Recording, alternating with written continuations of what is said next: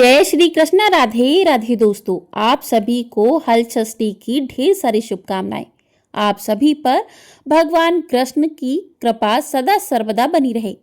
आज की वीडियो में आप जानेंगे कि साल 2025 में हल षष्ठी का व्रत कब रखा जाएगा, पूजा का शुभ मुहूर्त क्या रहेगा। तो आप लोग हमारे साथ जुड़े रहिएगा, वीडियो को पूरा जरूर देखिएगा।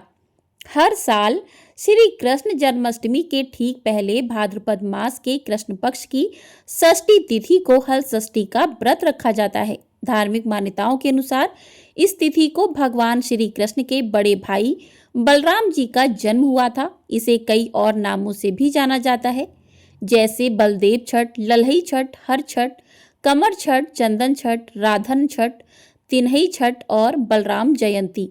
धार्मिक मान्यताओं के अनुसार इस दिन बलराम भगवान की पूजा करने से संतान की लंबी आयु और सुखी जीवन का आशीर्वाद प्राप्त होता है।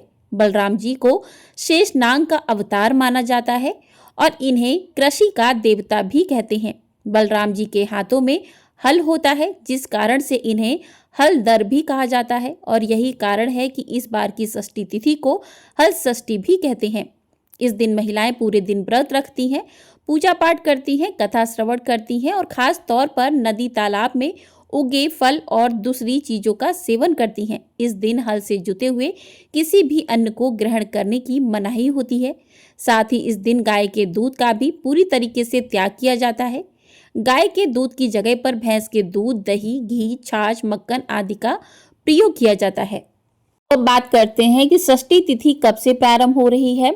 तो षष्ठी तिथि 14 अगस्त गुरुवार सुबह 4:24 से प्रारंभ हो जाएगी, जो कि समाप्त होगी 15 अगस्त शुक्रवार सुबह 2:07 पर, यानी कि तड़के 2:07 पर षष्ठी तिथि समाप्त हो जाएगी।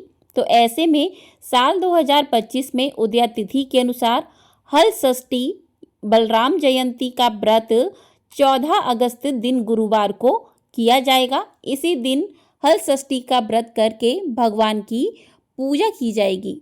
दिन ब्रह्म मुहूर्त सुबह 4:30 बजे से 5:18 तक रहेगा। सूर्योदय सुबह 6:06 पर और सूर्यास्त का समय शाम 6:56 पर होगा। इस दिन रेवती नक्षत्र और अश्वनी नक्षत्र का भी शुभ योग बन रहा है।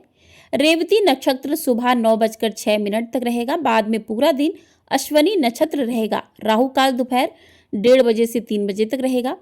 हल षष्ठी व्रत की प्रातःकाल पूजा का शुभ मुहूर्त सुबह 4:45 से 5:50 तक रहेगा और शाम की पूजा आप शाम 7:01 से 8:06 के बीच में कर सकते हैं। इस बीच में गोधूली मुहूर्त शाम 7:01 से 7:23 तक रहेगा। इस दिन गोधूली मुहूर्त में हल षष्ठी की पूजा करना ज्यादा शुभ और फलदायी माना जाता है।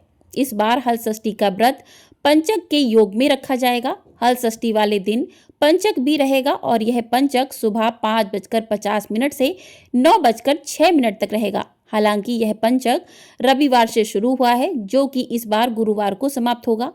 रविवार को शुरू होने वाला पंचक रोग पंचक कहलाता है। इसमें लोगों को सेहत से जुड़ी समस्याएं होने की आशंका रहती है। ऐसे में हल षष्ठी के दिन आप महामृत्युंजय मंत्र का जाप करके बलदेव की पूजा कर सकते हैं, ताकि आपकी संतान दीर्घायु और निरोगी रह सके। अब बात करते हैं पूजा विधि की। तो इस दिन आपको स्नान करके स्वच्छ कपड़े धारण करके पूरब दिशा की तरफ मुख करके आसन लगाकर बैठ जाना है। गंगा जल अपने थोड़ा सा मुख में डालना है और चारों तरफ अपने ऊपर भी छिड़क लेना है। चौक पूर लेना है और आप कोई भी अनाज से पूर सकते हैं चौक। अगर बिल्कुल भी समय नहीं है, जल्दी में आपको पूजा करनी है, तो आप थोड़ा सा हल्दी पानी में भिगोकर हल्दी से लीप लीजिए, वहाँ पर लेप लीजिए। और आप गेरू से भी लीप सकते हैं और गोबर से भी आप लीप सकते हैं। अब वहाँ पर बस छोटा सा चौक पूर लीजिए। हल्दी से भी आप स्वास्तिक बना लेंगे तो भी बहुत ही उत्तम रहेगा। उसके बाद एक चौकी लीजिए, उस पर लाल, पीला, हरा जो भी आपके पास नया वस्त्र है उसको बिछा लीजिए। अब आपको यहाँ पर कुछ खास चीज़ें चाहिए होंगी, वह आपको मार्केट में आसानी से मिल जाएंगी। आपको चाहिए पलाश के पत्ते जिसमें टिशू के फूल लगते हैं, और आपको चाहिए यहाँ पर कुशा की झाड़ियाँ, यह दोनों चीज़ें मार्केट में आसानी से मिल जाती हैं, एक दिन पहले ही मिलना शुरू हो जाती है, तो आप वहाँ से लेकर आ सकते हैं। उसके बाद आप दोने ले लीजिए। आपको वो भी दोने आपको महुआ के पत्ते के होते हैं, जो दोने वो लेने हैं। तो वो पत्ते आपको वहीं दोने बने बनाए मिल जाते हैं, तो आप वो दोने ले सकते हैं। नहीं तो आप मिट्टी की डबलियाँ भी ले सकते हैं। आपको 6 तो कम से कम लेना ही है, इससे ज़्यादा भी डबलियाँ आप ले सकते हैं। कई जगह जितने पुत्र होते हैं उतनी डबलियाँ लेते हैं। जैसे कि अगर एक पुत्र है तो 6 और अगर 2 पुत्र हैं तो 12 लेते हैं। डबलियाँ ले सकते हैं या फिर आप दोने ले सकते हैं। और उसमें आपको 7 तरीके का भुना हुआ अनाज रखना होता है, यह भी आपको वहाँ मिल जाएगा आसानी से। यहाँ पर आपको लाल वाले चावल भी लेना है, जिसको पसई के चावल कहते हैं, जो कि तालाब में होते हैं, क्योंकि इस पूजा में हल्का जुता हुआ कोई भी वस्तु, कोई भी सामग्री इस्तेमाल नहीं की जाती है, ना ही प्रसाद के लिए और ना ही पूजा के लिए। और आपको इस दिन हल्का जुता हुआ कुछ भी नहीं खाना होता है। अब आप क्या खा सकते हैं, तो आप मूर्धन खा सकते हैं, जो छोटे वाले चावल होते हैं, क्योंकि वह पानी में होते हैं। सिंघाड़ा खा सकते हैं, महुआ और ड्राई फ्रूट्स की खीर बना सकते हैं। तो नमक आप कोई भी यूज़ कर सकते हैं, क्योंकि नमक तो समुद्र में ही होता है। तो आप सेंधा नमक भी खा सकते हैं और नॉर्मल नमक भी खा सकते हैं। ड्राई फ्रूट्स भी आप खा सकते हैं। उसकी खीर बनाकर किशमिश और छुआरे भिगोकर आप उसको मीठा कर लीजिए। उसकी खीर आसानी से आप बना सकते हैं। ध्यान रखिएगा कि दूध, दही, घी आपको भैंस के दूध का लेना है, गाय का इस्तेमाल नहीं करना है। इसके बाद सभी चीज़ों पर आप गंगा जल छिड़क लीजिए। आवाहन कर लेंगे थोड़े से हाथों में पुष्प लेकर कि हे हर्षठ मैया, आज मैं आपका व्रत करने जा रही हूँ, मेरा व्रत सफल कीजिए। अगर मुझसे कोई भी पूजा में त्रुटि हो जाए, कमी रह जाए पूजा में, तो उसे क्षमा कीजिए।